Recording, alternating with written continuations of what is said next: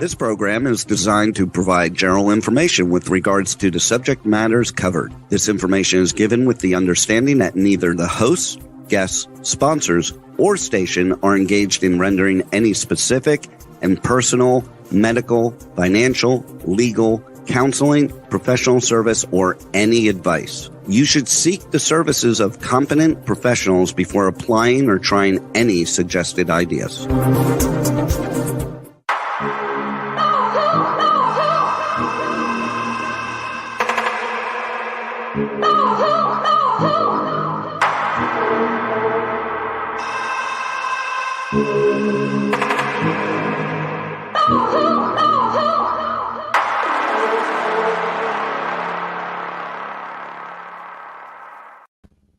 Good morning, truth seekers and true crime junkies. Welcome back to another episode of Hit the Road, Jack, Finding the Zodiac. Today we are going to, getting a phone call in the middle of that. Back to where we were from last week. We were following up on some handwriting by my sound engineer, Juan, in which case we were covering the differences between his dominant and his non-dominant hand, or the act of being ambidextrous, like we believe Jack was, and a possibility that some of the letters by the Zodiac Killer was written with the opposite hand. Some laundry and upkeep. I have this last week entertained the Bernie Madoff documentary. I restarted the Hunt for the Zodiac Killer documentary. I watched a bit of the Edgewater documentary and the Forbidden History on MK Ultra. Now, how all of this is going to really play into everything is kind of like we've been discussing about this mob type activity that has continued on throughout the years, that has not ceased to exist, that are still very much people who are running this country. They are in charge, but they are never the ones that get in trouble for what happens. Kind of like Madoff, in the effect that he had three major investors in the very beginning. These individuals bailed him out throughout his processes of being caught by the SEC. As far as I could tell, the bottom line is you don't get away with that type of activity without having some support in any manner. I mean, this man was dealing with billions of dollars. It wasn't like it was $500,000 and the SEC said, oh, that's just not worth our time to investigate. Billions of dollars. And these three main investors received billions of dollars in profits from the illegal activities that Madoff was doing. And of course, he comes from a Jewish family. Of course, his father moved here and moves into a middle upper scale neighborhood on what they called side jobs. Side jobs were likely maybe even mob related. But the bottom line is that he's the only one that takes the fall. And as with Maxwell and Epstein, we see that Maxwell's client list is also been sealed. So now we can't even see the people who were actively soliciting her for these types of services, which is absolutely disgusting, because that means that it can continue to go on with the next person that they choose. The Hunt for the Zodiac Killer, just on the outset, in the very beginning, you hear them change the narrative of the actual description of the Zodiac Killer to include over 6 feet tall, and they chose the highest weight, 250 pounds. Keep in mind, you guys, the reason why they're doing this is because it most closely fits their suspects, Lawrence Kane and Ross, and these other individuals that look nothing like the Zodiac composite, and their size and build is way too big to actually have been him. Either way, Edgewater was a continuation, as I'm finding out, and not really coincidentally, but the lipstick killings actually happened in Edgewater. So that was a name that struck my mind, and that's why I picked this documentary to watch. But I found it was actually the epitome of the MK Ultra program being perpetrated on military personnel. So everybody go watch that one. It is extremely interesting. The Forbidden History also discusses this same type of MK Ultra. Here you want to keep in mind we have a former CIA agent who's actually being allowed to discuss these operations on film, and that leads me to believe that you're not getting the entire truth. In fact, sometimes you can see when she's not even really comfortable with stating some of the things that she wants the public to believe as true, like they couldn't control people's minds, the Manchurian Candidate isn't really real. Then flip back over and watch the Edgewater one, because then you're going to find out what they could literally do to these individuals with LSD. Now, Tom Voigt, I keep coming back to him, even though I keep trying to get off of that. And that is likely because he is continuously giving out bad information. And now I hear he is making some videos to condemn, if you will, the books by these authors that have come out. I don't believe he has any standing to ridicule or criticize other authors or their books, since he has perpetrated the same exact disinformation. In fact, he held Arthur Lee Allen out to be a suspect when I came into the scene in 2009. And this was well after Arthur Lee Allen had been cleared by 3 raids, fingerprints, palm prints, DNA, and handwriting. Now, just since I've been doing this podcast, had I been able to even find this information that led me to this, while I had already understood that handwriting he had been excluded by handwriting, and I was aware of the DNA, I did not know about the 3 raids, the fingerprints, and the palm prints that the FBI had actually ruled him out on over the last several years. So now we have every level ruling out Arthur Lee Allen. Now, this is especially true since Tom Voigt's bashing others for not being well informed, and he claims to be the Zodiac go-to source, but he's none of this. If we as a public have been misinformed, lied to, or distracted from the Zodiac truth, he is wholly at fault for all of it. He could have came forward at any point in time and told the world that this was wrong. He has the access. He is in with Hollyweird. He is the go-to guy when people have questions from the news or from the media or even from making movies and books. He has the ability to set things straight, and he's chose not to do that. And damn the people who bash others for not having the right information when they themselves are the leaders in this disinformation. I did get a couple responses in on YouTube this last week that I liked. One of them was from a Jimmy. It says, "Love your channel. Keep exposing the truth." I appreciate that very much. My very good dear friends, Dwayne and Craig, had given me a beautiful Christmas present this year, which is this lovely little necklace. And we see this beautiful tree set on top of abalone. Now, of course, the premise or the message behind this necklace is what moved me the most, and it is the tree of life, a symbol of the strong roots that ground us and the branches that guide us in our growth to wisdom, which gives me goosebumps, because that's what I'm attempting to do here for everybody. Now, I have seen this a couple times from CD, another commenter on YouTube, who said Voigt is a narcissist for sure.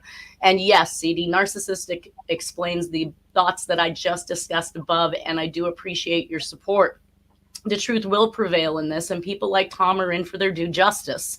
Since the inception of the podcast, the handwriting evidence has received more than 12,000 views. The podcast has been downloaded more than 12,000 times over the last year on the Talk 4 TV channel, and 180 subscriptions to date on the YouTube channel, Finding the Zodiac.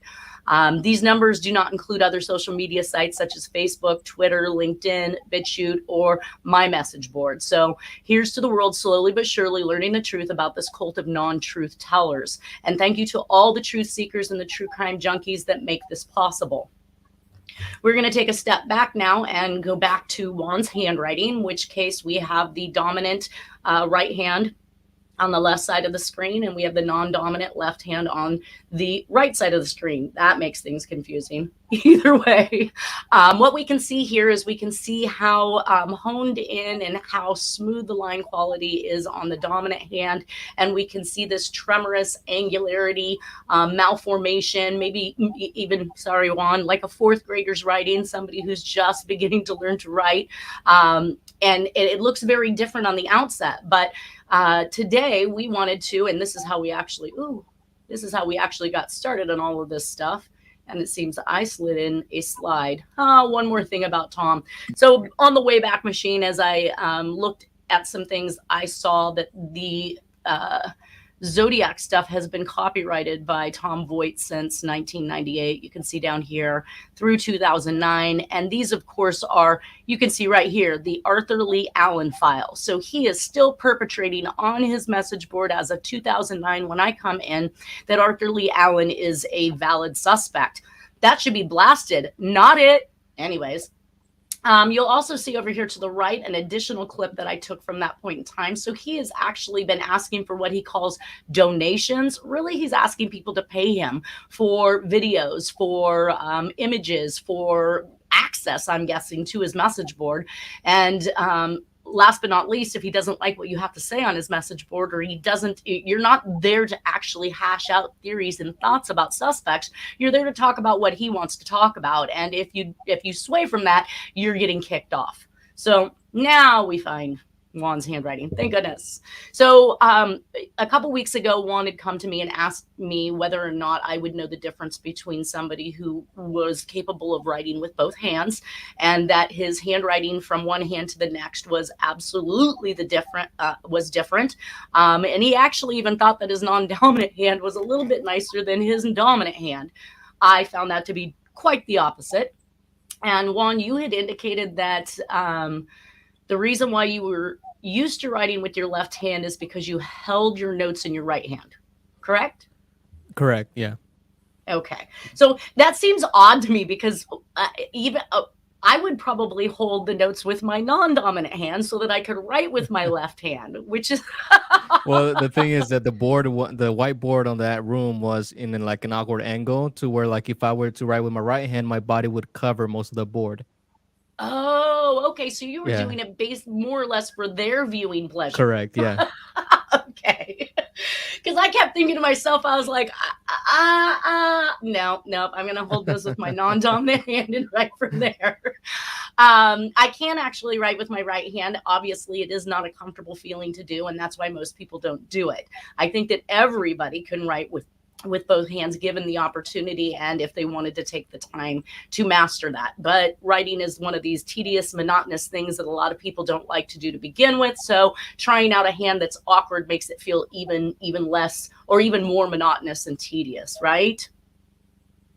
All right. So in the handwriting itself, what I found, and when Juan asked me whether or not I would be able to tell the difference, I said, absolutely. I've done this before with somebody who had broken their arm and they were not able to use their dominant hand for writing. And so we sat there at the gym and he wrote with both his hands because, of course, the dominant hand was no longer broken, but he wrote with both hands. And I simply sat there and pulled out some of the traits or attributes that he continued to do in his handwriting, because handwriting is brain writing. And so it is a neural impulse that is controlling your fine motor skills. And actually the perception of the image comes from your brain as well. So when I say that somebody attempts to disguise handwriting, they're typically using something that is already in their arsenal, something their brain already images and perceives, something that their body has already executed. So if they use something they believe was not the D that they used in the rest of today's writing,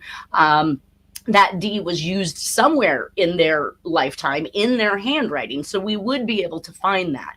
So to cover some of those things that we are talking about, one of the things we looked at was kind of like the letter A with Aphrodite and this little tail that's actually coming off of this letter A in Juan's handwriting. We could actually find occurring all over the place in his non-dominant hand. Also, the relation of the O to the N in the word on, and we have this upward incline that's occurring, was also something that happened with his non-dominant hand. So we again can see the O climbing up to the N. The T's, I told him, was one of his dead giveaways because as we talked about high intelligence and head in the cloud kind of thing, grand ideas, these tall T's are very indicative of that. And we see it happening on all of his upper extenders. So in the L's, we see it also in the H's, with these very tall stems in comparison to the actual hump of the H. And when we went over to the non-dominant hand, we saw that exact same thing occurred. We have very tall L's, very tall T's, very tall H's in relation to the actual hump.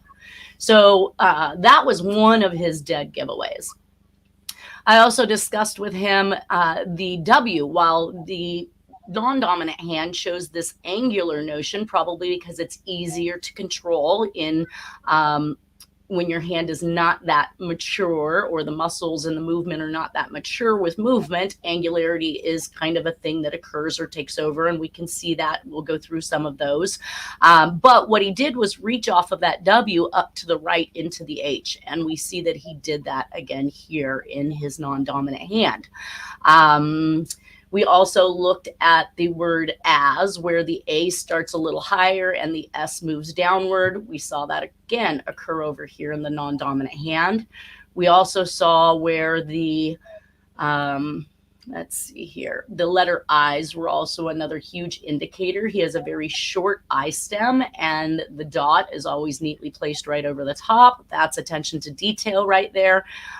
Matters a lot to him that things are done correctly, basically.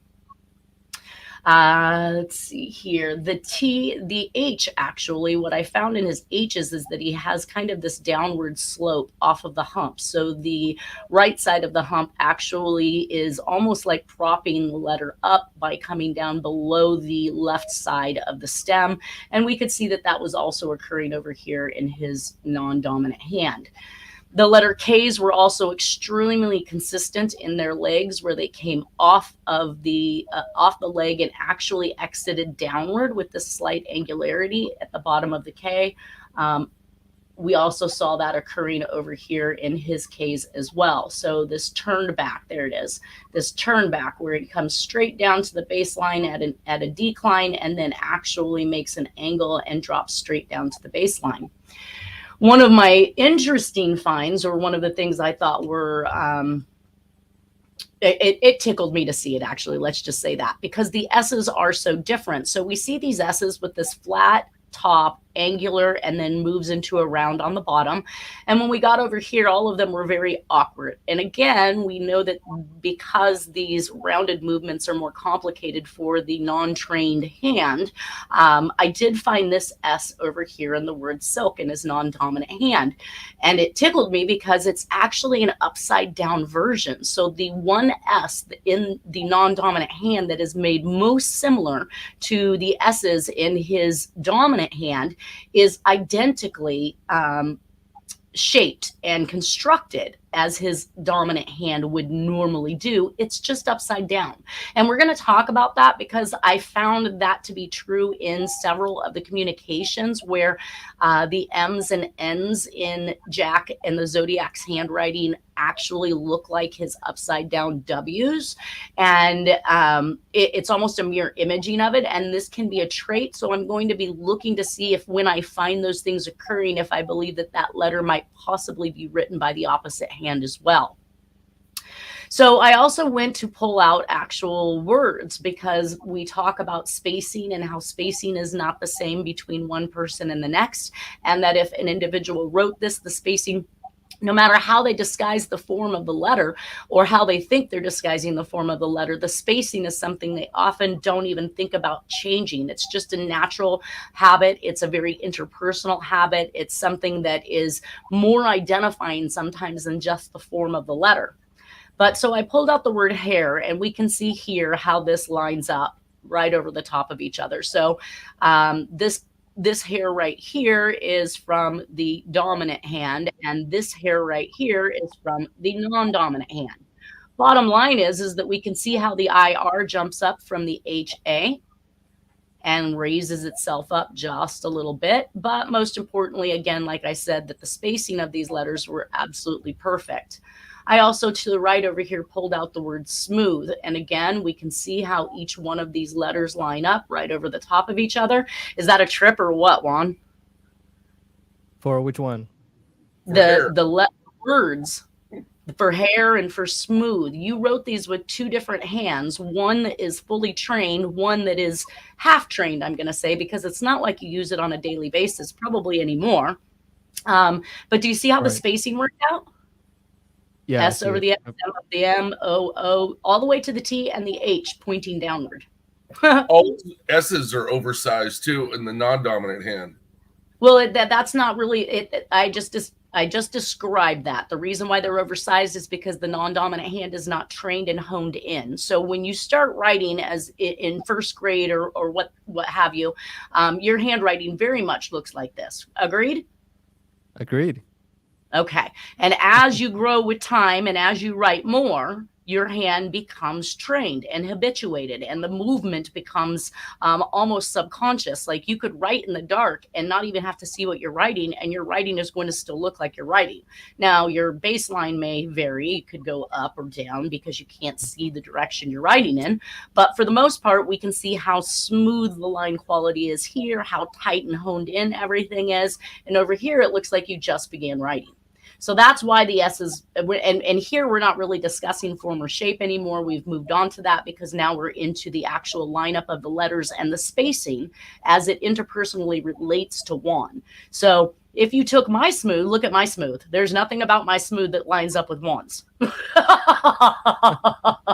So I threw that in there so that everybody could see that I could never have been mistaken for writing this note at all. Everything about, I mean, shape, form, everything about my word smooth is completely different. But the biggest thing here is that the lineup is completely off with his. So I took that a little further and we moved into, so I'm sorry, I should have concluded that. Basically, I would have made an identification that both of these writings were from you, Juan. Now, I only gave everybody a little bit of what I had to say. You know, I didn't do a full-on examination on this because I already knew where the samples came from. I was just looking for some of those key factors that were obvious to everybody that I could show you that these are coming from the same author. When I'm dealing with disguised handwriting, so if somebody brought me this sample of yours, Juan, and said, did this guy who wrote this write this?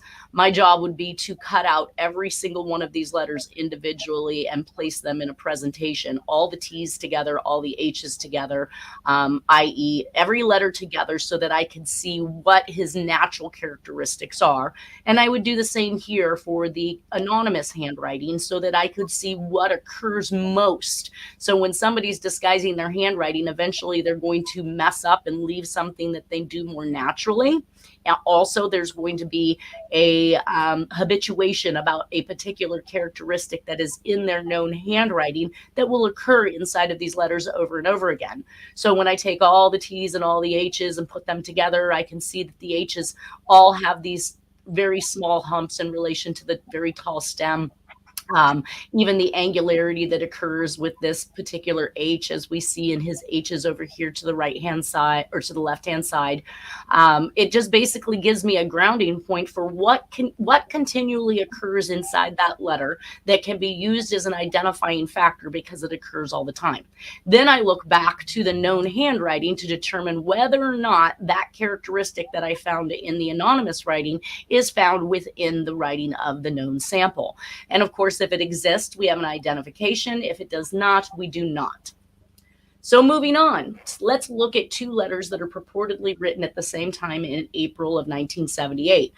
I happen to believe there's possibly a third one because we know that the Zodiac likes to write multiple letters at a single sitting and, of course, mail them to different locations. This one looks like it was written to the Vallejo Police Department and this one to the San Francisco Chronicle. Now, keep in mind, this is the letter that they tried to say was forged. I have since proven that this letter has definitely not been forged. And I did a little bit. I mean, we can see how this variation looks completely different from this variation. This one is more like the tall, thin writing that we see in the Voight letters and in some of Jack's handwriting. This one is more like the Belli letter that we know was disguised handwriting because he attempted to make it look like it was copybook print, and nobody writes that perfect. Nobody. So I did line up some letters here. I took the word guess and I wrote and I put that over the top of guess. So this is this guess out of San Francisco Chronicle is on the top here. And this bottom one is from the Vallejo PD letter. And we can see once again how well these letters actually relate and line up to one another, including this tail that hangs off the bottom of the U. And once again, I took the way I write the word guess and I put that up there. And we could see that once again, I would never be accidentally or falsely accused of having written these letters. Mine are so invariably different, and my spacing is completely different. My formations are different. I did have a little bit of a drop down on my U right there, but again, my U slants to the left and this one slants more to the right. So again, that's even off. So in the long run, I do think that it is a good possibility, and in fact true, since Jack has informed Dennis Kaufman that he had used his opposite hand to write some of the letters, that there is a good chance that that is what has occurred in these particular versions here, which is why people were dissuaded from making an identification. Bottom line is the only... Yes? I have a quick question. Some people accuse Tashi, the detective, of forging the letter or writing the letter. Why was that? Because he had written to Maupin, a gentleman, I believe, that was running articles and ads, or articles in the newspaper in regards to, I don't know if he was doing kind of a series of stories or what they were, but he was fantasizing this particular police officer, and Tashi decided to write in fake letters promoting himself. So he made it look like it was coming from somebody else, and Maupin used them, I guess, in his articles. And this gave Tashi notoriety when Tashi was actually the writer of these letters. So they thought that because he had a moment of conflict with his morals and ethics and sent in letters about himself, that there was a possibility that he wrote this letter so he could get more fame or more notoriety and more articles written about him. He has been excluded by document examiners as the author of this letter. He also stated that, good God, why would I do that? Every time a letter comes in, I have more paperwork than I know what to do with. He wouldn't wish this upon himself, basically. So I did have an article up on this, and this is how we got into this letter. This was last week's podcast presentation. But because he wrote this, columnist, he was then accused of actively having written this letter. The bottom line is we wouldn't see a second letter at the same exact time if it wasn't from the Zodiac. I mean, who would forge one and not another, right? Yeah. And the two looks... Armistead Maupin, he was a columnist on the Chronicle. Right. Right. So evidently, yes, Tashi's writing in and saying, woo, woo, I'm this wonderful cop, and he's using this to pluff things up for him. But turned out in the end that Tashi was writing his own letters, so he got accused of this. But he did get excluded from it, so we do know that Tashi was not the author of it. And I'm not sure who else they thought, but the message is very much the same. Dear editor, this is the Zodiac speaking, and I am back with you. Tell Herb Cain I am here. I've always been here. And then, dear editor, this is the Zodiac speaking. I am crack proof. Tell Herb Cain that I am still here. I have always been here. So the message is exactly the same. I mean, when we climb into the first Zodiac letter, which is a 3-part letter with a 3-part cipher written to 3 different locations, while the wording is not exactly the same each time, the message is still the same. So it shows the same behavioral pattern. And last week we discussed how the use of space of paper used through Juan's writing. Thank you. We showed how the use of space and paper during that time is still consistent and similar with each other. All right. So that brought me to the finer traits, just like we discussed about Juan's handwriting, and that was the way that some of the forms were made. Now, when we got into the W's over here in the right-hand side, we saw that they, in the purported forged letter, we saw that they moved from a rounded bottom W to an angular W. Now, if you take this particular W right here in the angular version and you move over here to the disguised Melvin Belli letter, those W's are identical, folks. So while they tried to claim that Tashi used or manipulated somehow the writing, or not manipulated, but used known writing to imitate what it was, we could buy into that if the spacing wasn't exactly the same. Look at the word will right over the top of each other, even down to the way that the final L kicks itself back to the left towards the first L. Absolutely identical. We also found what I refer to as the high back A's, and that's where this stem protrudes from the top of the bowl right here in this particular A. We see it occurring over here in these A's.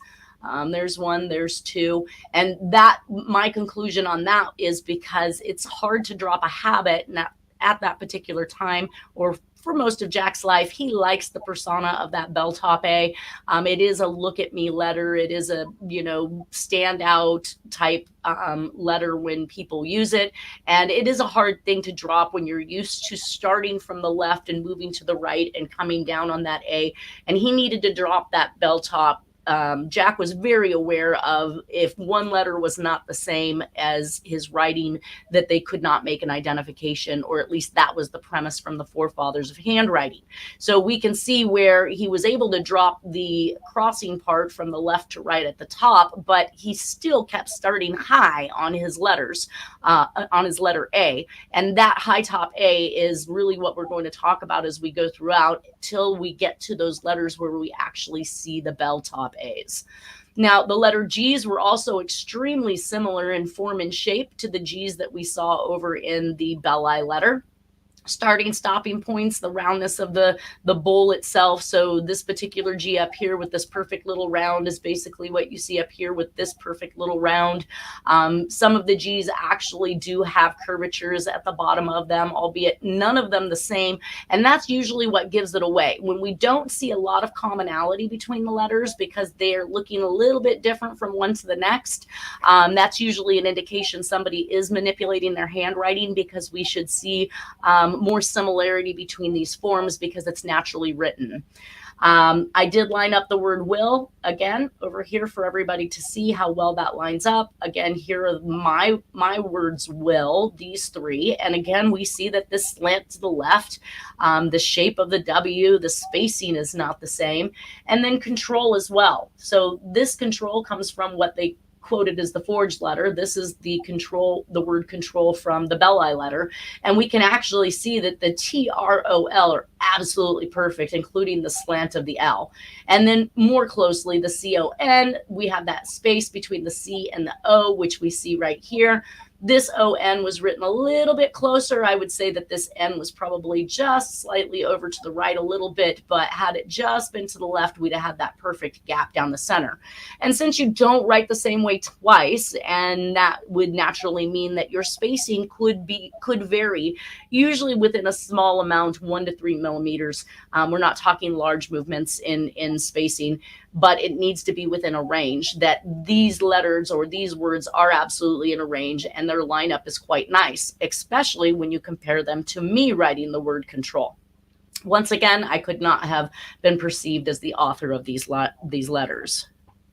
I noticed at the top, it's more like a draftsman, how they teach you to write in drafting class, but towards the bottom, on the letter on the left, but towards the bottom, he regresses more back towards his normal handwriting. Correct. Yes, your brain tires relatively quickly. So in disguised handwriting, we're taught to start from the bottom of the letter and work our way back, because the disguise starts in the beginning and can only be maintained for so long, and the brain will eventually tire. It will eventually go back and revert to its own habits, and before you know it, they will start dropping little signs of things that are actually their true handwriting. Like the word either will. way. Yeah. Right, exactly. Either way, these 2 letters were written absolutely by the same person. So the Melvin Belli letter definitely is the same author as the April 1978 that was a accused forgery, and let alone an accused forgery by Tashi. He did not do this. This was definitely written by the Zodiac. And I think that second letter that fits absolutely the same, as far as the message is concerned, is telltaling that it is from the Zodiac, because it's more than one communication written at the same time. And the tone of both letters is the same. Exactly. Everything about it. So now, in some more laundry and research, I found this was in the Texarkana Phantom Moonlight Murders, and it refers to a Jack Northman Anderson, who was an American newspaper columnist. I can't even say the word now. Either way, I wanted to read you guys something that was an internal FBI communication, and it says enclosed for information are newspaper clippings pertaining to Jack Anderson's recent columns and on Howard Hughes. It will be noted that Anderson's merry-go-round column does not appear regularly in the Las Vegas newspapers, and accordingly the articles are editorialized rehashes of his merry-go-round column.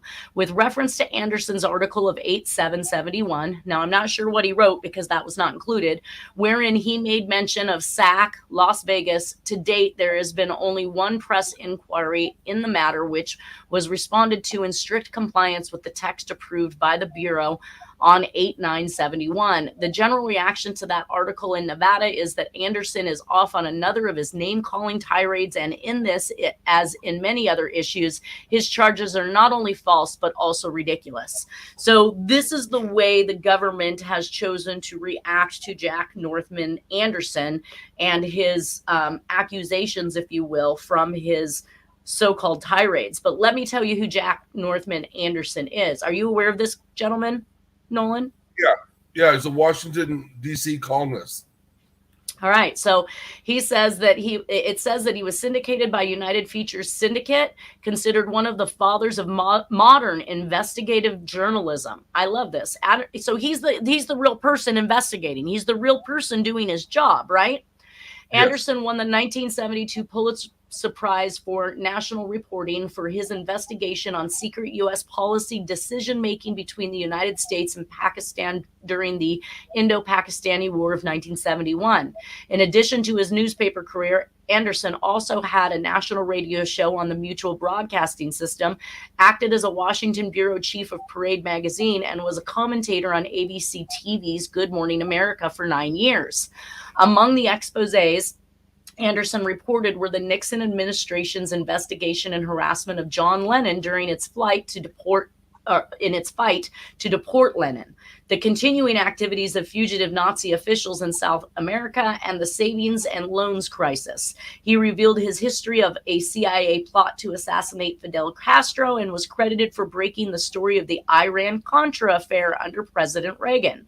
He said that the scoop was spiked because the story had become too close to President Ronald Reagan. Woo! Let's get into some of that. If everybody is familiar, and I know not everybody is, I talked a little bit about the Iran-Contra affair, who Bush, one of our former presidents, was fully involved in and pardoned the very last individual who was up for indictment on it, because that would have put him under scrutiny, and he would have been found culpable of all of these acts as well. So by pardoning that person, it never got to trial and he never came under scrutiny. So if this guy is out there breaking news on things like the Iran-Contra affair, Nazi officials, the savings and loan crisis, the CIA plot to assassinate Castro, and the harassment of John Lennon, who, by the way, was likely suicided. I don't know how you feel about that, Nolan, but I saw this and thought, Lennon was murdered. Yeah, suicided. I was kind of shocked to see John Lennon come up in this, because there's always been that conspiracy that there was a possibility that he was murdered and nobody could prove it, right? I mean, no, it's proven he was murdered, but it's not proven that whether the assassin was part of a conspiracy or he was portrayed as a lone crazed assassin. So, of course, just like Sirhan, just like, yeah, okay. So bottom line is that obviously John Lennon probably didn't play the game, and if he made too much money, they wouldn't want him in the crowd because he could make movements, just like I found many, like Bob Marley and Elvis Presley, like people who could make movements because the public adored them so much. Either way, the bottom line is that this, to me, is the Martha Mitchell effect, which is where they are calling this person crazy, that his charges aren't real, that his accusations are false, and that he's ridiculous. But this man actually broke serious government bad habits, open to the public for everybody to see. Yeah. So look, I found this information. Yeah, came up with a connected file. Oh, so this actually came up to a connected file to Baby Rebozo. And I think if everybody remembers me talking about Rebozo as a confidant of Nixon, also in the real estate game and investing and all of these things for high profile people. Part of the mob, no less, right? Rebozo? Yeah, Rebozo had mob contacts in Florida and other places.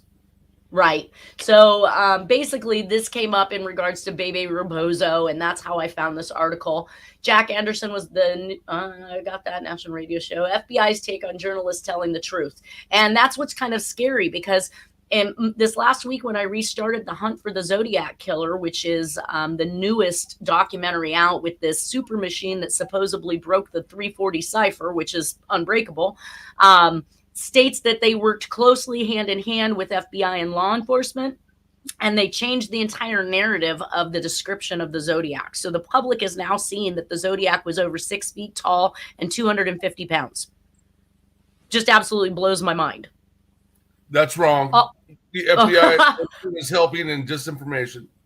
That's exactly what that's my take on it now. If they're claiming that they worked hand in hand with law enforcement, were given the actual files, they purposely deterred themselves from even discussing the true descriptions that were given in most of the Zodiac cases as they go through their narrative, because it fits their suspects, because their suspects are much larger. They also state that there's no military involvement if you watch it.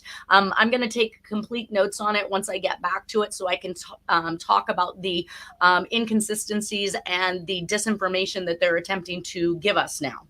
The FBI does not want the truth about Zodiac to come out, just like NASA does not want the truth about a lot of the space program to come out. Right. And the Zodiac was there to kind of tell all about some of that too. He had a complete fascination with NASA and the space program. Another thing that I looked up is that the first letters that we're going to get to hopefully today is the sign off on these letters. We can see that at the beginning, he does not indicate the Zodiac at all. He said, this is the murderer of the 2 teenagers. I am the killer of the 2 teenagers.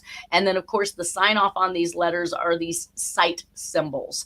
And I say sight symbols because as I went and looked up anything in regards to the Zodiac, calendar, none of these show that type of a symbol where the cross bars go straight through the circle. In fact, it is completely different from anything that I could find in regards to the Zodiac calendar. And there is no Zodiac sign, you guys, that is done like this. This is a gun sight and is intended because the message is full of the type of ammunition that he used and that he shot these kids. So this is a gun sight and I'm going to show you. So there's no mention by the Zodiac suspect about it. The symbol is definitely a crosshair, not a Zodiac astrology chart or some sign. The media has associated this symbol with the word Zodiac, while at the same time, I'm about to show you, a Swiss watchmaker was identifying its new brand, a watch that is competing with the Rolex with the very symbol and name Zodiac. And that is the Zodiac Astrographic SST automatic watch from 1969. The idea is, and it was called the mystery dial watches, which is also another key word in the Zodiac case because we have midnight mystery. We have mystery is written all over the place. The Corvette Concepts mystery murders. Mystery keeps coming up as one of those words. And I've had this article sitting in my files for quite some time. And when I skipped across it, I needed to see if I could find out when this watch was actually being marketed. Now I show down here is this gold version of it, and it's a Zodiac Astrographic SST automatic mystery dial watch circa 1969, gold capped for $800. Now that's today's going price for this particular watch, but what you note is circa 1969. And the particular article at this point, or some of the information that I could find on it, it says here it is, #1 among the mystery dial watches, Zodiac Astrographic SST second stop timing. In the 20s of the last century, mystery dial watches appeared on the, and they spelled mystery wrong. Watches appeared on the market if we are talking about mass production. So they're saying in the last 20 years of the century, which would have been in the 80s and the 70s, it talks. After that, in the first half of the 60th, Zodiac introduced the Olympus mystery dial. However, the most wanted watch of this type appears at the beginning of the 70s, and its name is Astrographic SST. It has been produced in various shapes and colors. What I did find when I was going through this is that when they're talking about being mass produced is when it was actually offered to the public. So this watch was likely offered to the elite well before us. And as we can see, this one was circa 1969. So at the same time that this watch is getting kicked off the ground and becoming advertised for the majority of individuals, the Zodiac crimes hit. So the newspaper reports, oh, I did not get as far as I thought. Newspaper reports the new Zodiac name for the first time on 8/4 of 1969. And that's the newspaper reporting it. The astrographic watch was introduced in 1969 in part to capitalize on the NASA moon landings. The connection here, the diver's watch to Arthur Lee Allen, which now they have another reason, and I guess this is why he became the #1 suspect, owning this watch, gave this watch another attempt at being mass marketed in the media, because it became this high profile issue that Arthur Lee Allen must be the Zodiac because he had the Zodiac diver's watch, which wasn't created until the 70s. But this article right here states that at this particular point in time with the Zodiac Astrographic SST watch, that it is now marketing and patenting the symbol that we see right here with the name Zodiac as their brand. So we have a mass market on a watch with a symbol not associated with the Zodiac or astrology, but is now being well associated with the name Zodiac. And we have the media calling this new murderer who's taking credit for these 4 murders the Zodiac, in which case he begins adopting and starts using the name Zodiac in his communications, and this goes worldwide, I'm sure. So at the same time that the Zodiac Killer is being mass marketed, he's extorting the newspapers for front page access. This is also actually promoting this particular watch probably into astronomical amounts of money that has been earned off of this watch just based on the Zodiac Killer's deeds that he's doing at the same time. Now, these watches actually sell for $2,000 plus today, just so that people know, and that's to the mainstream market. I'm sure there are more high ends that are sold to the elite. Let's see, Zodiac using the moon landing stamps in his reign, namely Halloween card in reference to NASA Fuller and Tim Miller letter 2005. So there is reference to this whole NASA thing through these watches as well. One of the things that I found is that 2 of the, and I capitalized, well, I wrote down here, Sports Illustrated, Sunset, New York Times, Los Angeles Times, San Francisco Examiner and Chronicle, Atlanta Journal, Baltimore Sun, Boston Globe, Buffalo Courier Express, Chicago Tribune, Cincinnati Enquirer, Cleveland Plain Dealer, Dallas Times Herald, Indianapolis Star, Miami Herald, Philadelphia Enquirer, Pittsburgh Press, Syracuse Herald, Post Standard, and Washington, D.C. Post are all the newspapers that are going to run the ad for this particular watch. And it says 100 million readers will see the Zodiac Spacetronic ads in these particular newspapers. What I thought was not a coincidence is that 2 of these newspapers are actually the people who are giving reviews to Robert Graysmith in his Zodiac book. So I do not think that's a coincidence. I think this might have been maybe now even a marketing ploy, and that Jack was used for such marketing ploy. Call me silly, but when too many things connect, it's not really that much of a coincidence. It's probably more of a line of reasoning or a theory that should be followed. But yes, we see the Cleveland Plain Dealer right here in one of the reviews for Graysmith and the San Francisco Chronicle, and both of those are listed here. And if you take note to the rest of the newspapers that I read off, these newspapers are all in areas in which case I believe Jack killed. Every single one of them. So the newspapers that were running the Zodiac watchmakers ad in 1969, you will see that almost all of them have been written to in regards to the crime sprees is associated with Zodiac Jacks, extortion victims. Let's make them look like they are victims so that no one will suspect they are the perpetrators of the crisis instigation or in some way benefiting from the news at hand. Very sad, but true. Now, what's that? I was just agreeing. Yeah. That kind of blew me away because no matter how much I searched for anything that might look like the symbol that Jack used in these letters or that the Zodiac Killer used in these letters, I couldn't find anything in the Zodiac astrological signs that indicated that was even part of it. So I'm not quite sure the association game other than this watchmaker. Here we have a circle with a crosshair that goes through it and extends outward to the right and upward and downward from the bottom.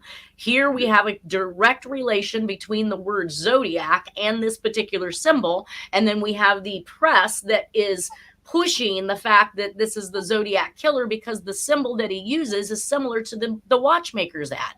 I don't think and then when they tried to blame Arthur Lee Allen for having been the Zodiac because he owned the Zodiac Diver's watch was just another push on that particular watch and probably sold even more watches.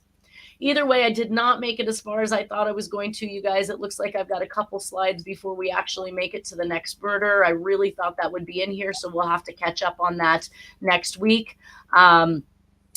Thank everybody for being here. Thank you, Nolan. Thank you, Juan, for letting me use your handwriting. Everybody have a wonderful weekend, and we will see you next Friday.